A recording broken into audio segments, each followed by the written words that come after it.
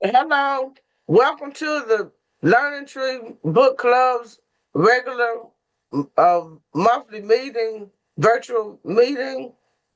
And we started the Learning Tree Book Club during the spring break. Mostly was children in the spring break camp, and the volunteer instructors, which included me and Vicky and several other women in the from Jackson in March of 2018. So we've been at it a long time. I miss the days when we actually used to walk into the medical mall and sit at the table and read with whoever pulled up and came to read was, and we would take all those books to the mall. And then when the pandemic came, we started reading virtually. We never went back to physical reading, but I'm married to Coleman McGee, one of the active, longest active, me and Vicky members of the Learning Tree Book Club. We've been with it uh, practically every month since 2018. Okay, Vicky, I guess you can talk now. I've been talking too much. Yes, as as Ms. Coleman says, she and I have started this book club for, she says, from 2018, and we have been very large in dealing with helping children to learn and to read and activate their intelligence. Also, too, we have started as Ms. Coleman first started. We had started in person, and when we started on virtual, we decided that we could get more people involved on virtual. So this is where we are right now. And also too, I am Vicki Jenkins. I'm also a member of the Learning Tree Book Club. And we are doing this session the first Saturday of each month. Okay, Vicky, I'm gonna I'm gonna start reading. I'm not gonna read long because you take up the whole session reading it. So anyway, Okay. I'll let you have it when you get. I just let you have it. Look, but No, anyway, I ordered it, but I have not got it yet. They haven't sent it to me yet. I did order it, but they haven't sent it to me yet. They said it's going to be, but I haven't. you ordered Mr. Blues. Yeah, I did order that one. I ordered on Amazon. Oh, you did. Yeah. Oh, well, then you can leave me a review on Amazon when you read it. Okay. Oh, yeah, it's selling like hotcakes. Oh, Yeah, okay. I and there are a lot of I saw people. that your mom had some, but I said I had mentioned to you that I would order it, but she told me that you had it in your, she told me that she had some, so I told her I would order it. So Oh, she got one. She just had one. she just had one. Okay, she had said that. I Yeah, told her that I would order it. uh Yeah. huh. Yeah, she had one book. She was one of the first people to get a book. Yeah. But anyway, this is my new book for people who don't know. Mississippi Blues, 1900 2025. And the book stars with the pioneers Charlie Patton, Son House, Robert Johnson, Tommy Johnson, Booker White. It discusses uh, a lot of the pioneers. And then in the center of the book, there's a full chapter on Bobby Rush, King Edward, and Jesse Robinson. Now, Bobby Rush, King Edward, and Jesse Robinson are the oldest bluesmen in the city of Jackson. Bobby Rush is our superstar. And King Edward has been in Jackson 51 years. He adopted the city of Jackson just like Bobby Rush did. I think Bobby Rush moved to Jackson in 85, King Edward, uh, 75, and Jesse Roberts is the youngest of the three. He's 82, and uh, he's been he plays a guitar behind jazz and blues, and he's a recorded. All of them are recorded artists. All of them were in Chicago together, and they've all played together. Now, Jesse Robinson was Bobby Rush's band leader for 5 years. Also, he was when BB King died, he led his completed all of BB King's concerts, and he plays at Howlett Miles every Friday where I sell this book. Every Friday during the lunch hour, doing his Catfish and Blues set. Now, King Edward makes appearances once or twice a year now. He's 89. Of course, Bob Rush is 92. He's all over the world. He just left England, Scotland, and some other places. And Jesse Robinson is very active. He plays 2 or 3 times a week in different places, and the two of us are going to be at the BB King Museum August the 6th. That's in Indianola, Mississippi, and we'll be going to Mississippi State in September. And I was gonna read the quotes on the back of the book. I mean, this book, there are about 200 people named in this book. Some of them are deceased, but I interviewed over 70 musicians, singers. I have a section on jazz because that's a part of the live music atmosphere in Jackson. But this book is blues all the way because blues is the beginning of all music in America, and it influenced the West, just period. So here are some quotes about blues. The first quote on the back of this book: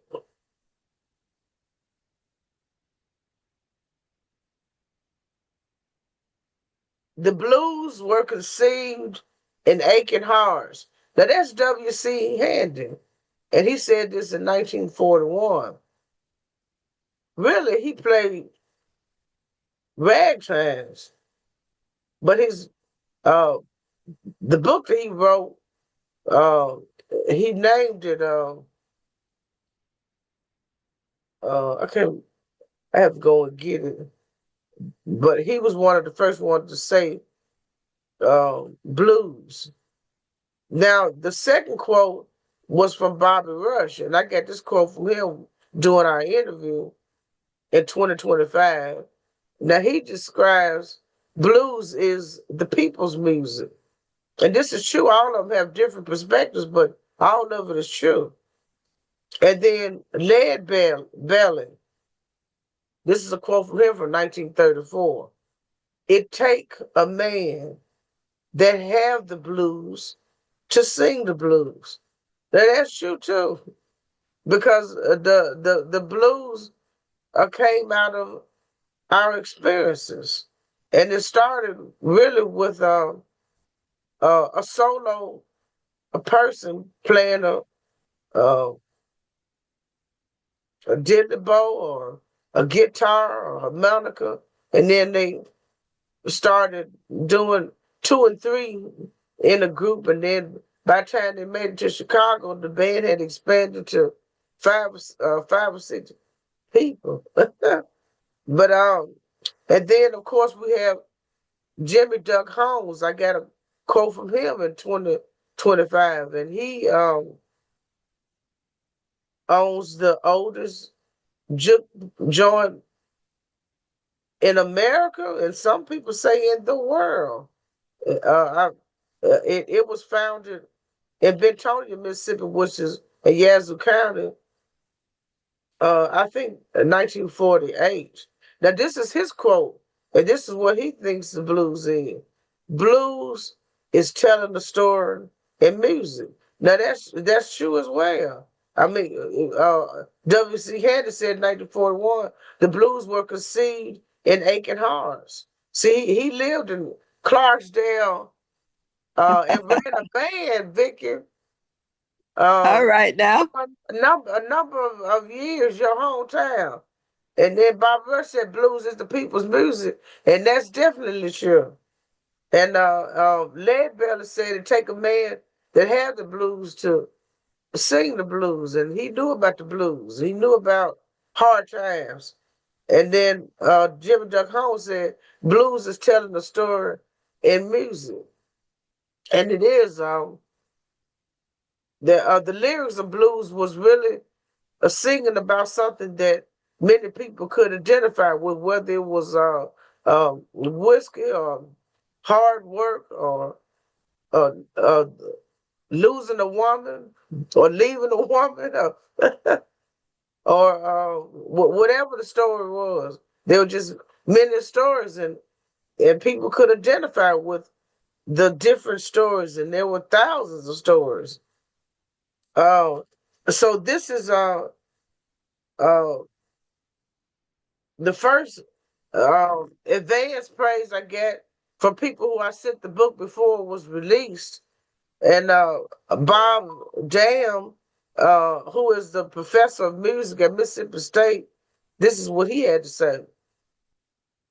From the country and down home blues of juke joints and street corners to the electrified urban blues of the modern festival stage, this sweeping history traces the heartbeat of Mississippi blues across more than a century. Mississippi Blues, 1900 2025, dives deep into the rich story of the capital city's music scene, where tradition, innovation, and raw storytelling collide. And then I got an endorsement from of advanced praise from Robert Terrell, who's the deputy director of the B.B. King Museum and Delta Interpretive Center in Indianola. Mississippi Blues 1900 2025 is a very comprehensive journal through time about Mississippi blues. The book provides a vivid exposure of generations of musicians who have dedicated their lives to keeping the blues traditions alive and striving. It chronicles musicians for over a century and gives the reader an awareness of the beginning of Charlie Patton and Son House to the modern day Bobby Rush, Jesse Robinson, dot, dot, dot. Because, you know, they're just many people who are influenced by blues walking around and performing in Jackson right now, whether they're singing R&B or rap, because bluesmen were rapping in the 40s. Anyway, and then Quan Petty, who is an artist, he sings and he makes diddly bows. He lives in Greenwood. He gave me endorsement, and he read the book in advance as well. Mississippi Blues fills in the blanks, is a bridge to answers, an acknowledgement of culture for African Americans in Mississippi that set the standard for music and business.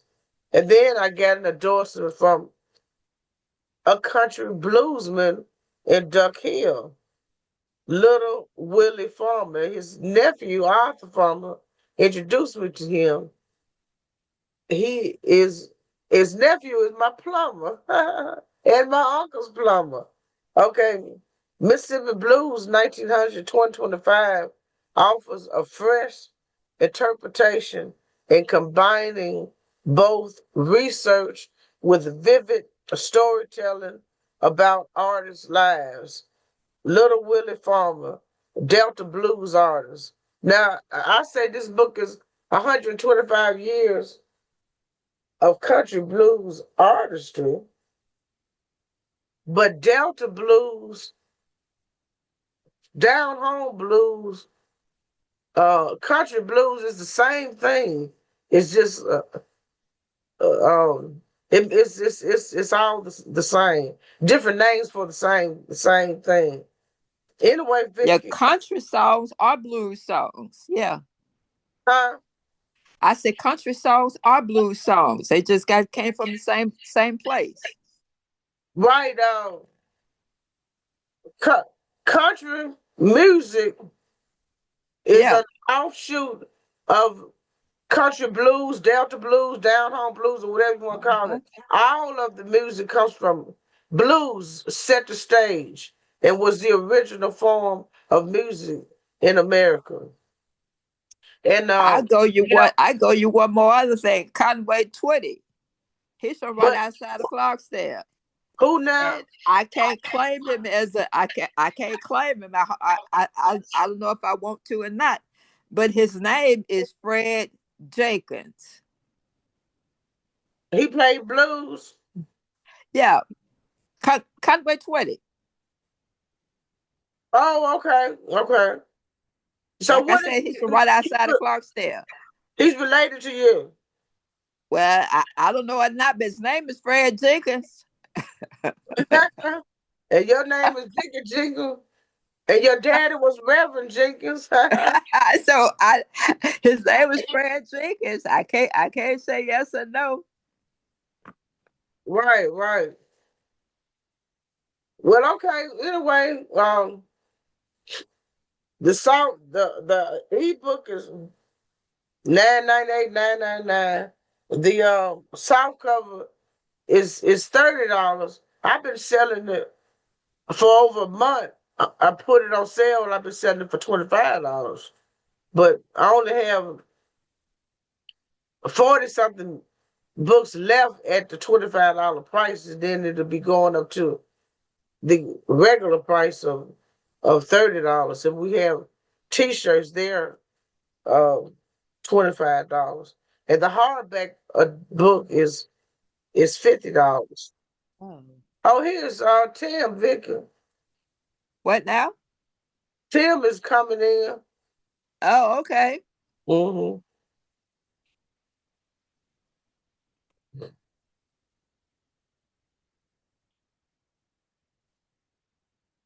Hey Tim. Hey, Tim. Hey, how y'all doing this morning? Doing wonderful. How are you? Doing good this morning. Oh yeah, where you going today? I'm down here in the JFL. Mr. Shays had an event called the Women's and Men's Jeans and Joy Conference. Oh, you at a conference now? Yeah, I was trying to wear pink and blue jeans. I got my pink on and my blue jeans. Oh, oh, Did okay. you Yeah. enjoy the rally? A couple weeks ago, it was good. I enjoyed the event on Dr. James Merritt event this past Thursday. Yeah, it Okay. was nice. It was so good to see you there. Yeah, Yeah. he recorded the entire event, Victor, and I'm so thankful that he did. Yeah. Okay. Yes, You I know. am. I reshared it on my walls so that some of the family could see it. Yeah, and also next time with the mega parade next day on the 13th. I gotta go. Robert Day Rogers, he gonna be starting his campaign next month. He got a special election coming out next month. It's coming. Yes. Oh yes. Isn't that wonderful? So you gonna be a campaigner for wonderful. Yeah, Yeah. we'll go pass the Uh-huh. flag on next day in the parade next day. Okay. Very good. Very Yep. good. Okay then. Well, thank you for stopping in. Vicky, you wanna Whoa. read now? I see you at the next event, Tim. Okay. Okay. Uh-huh. Yes. One thing that we're really interested in now is what's being talked about so much is education. And also, too, what I have is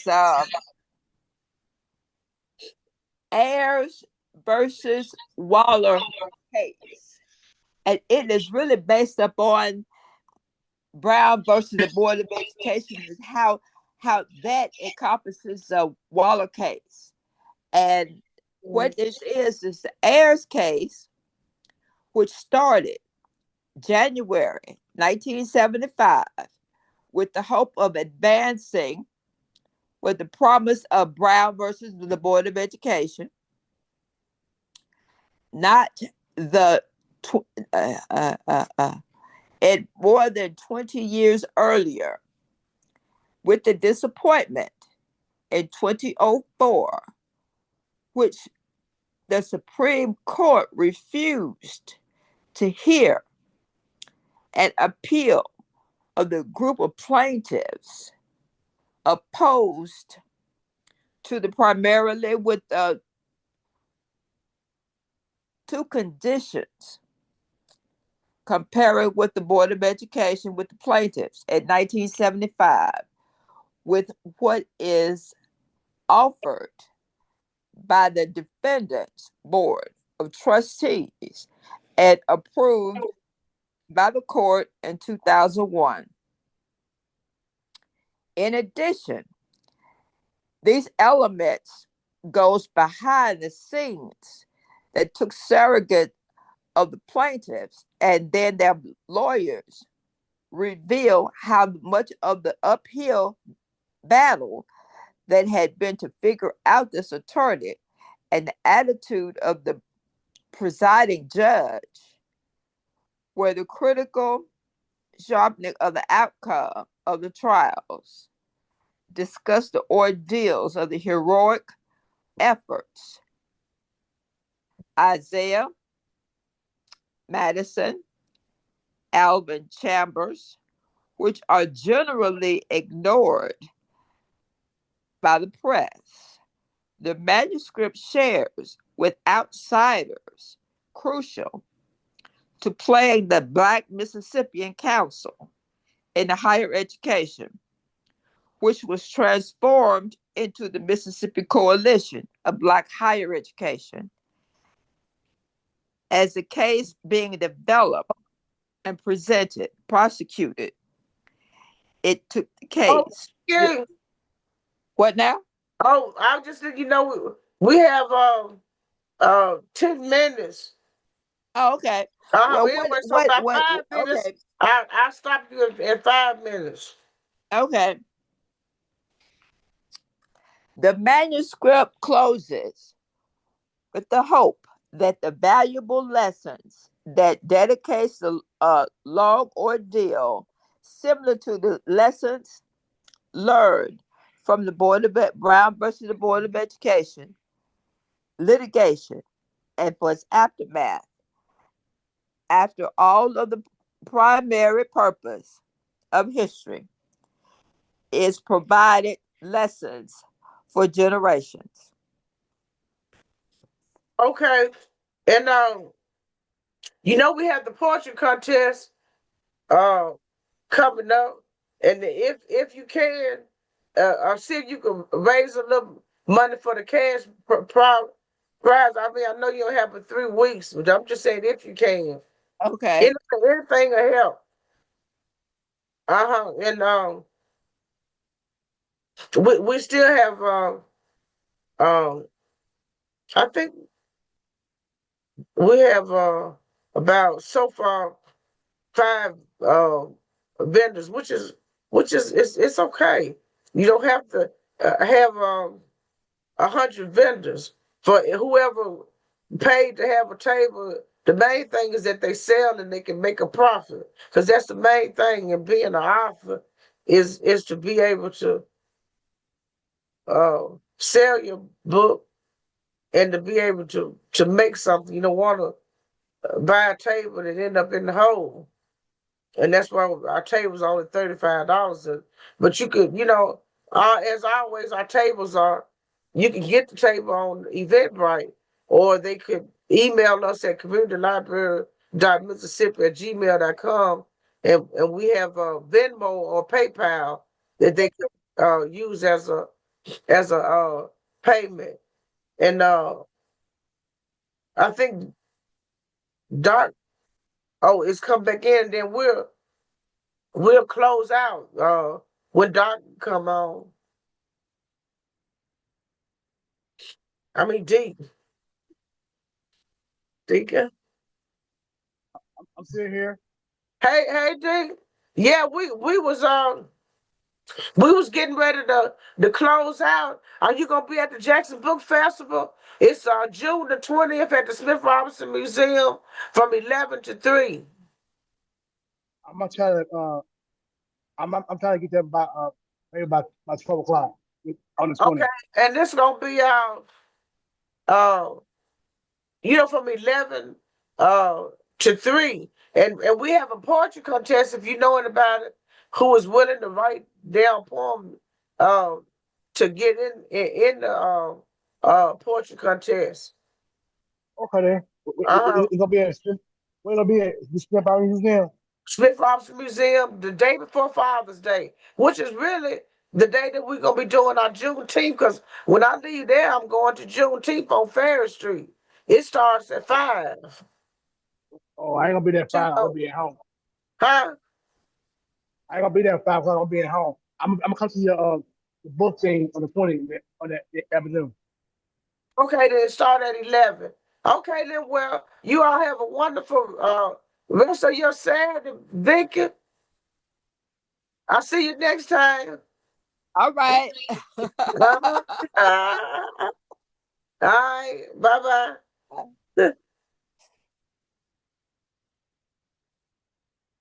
Oh, Meredith. Huh? Hold on, I call you. Oh, okay.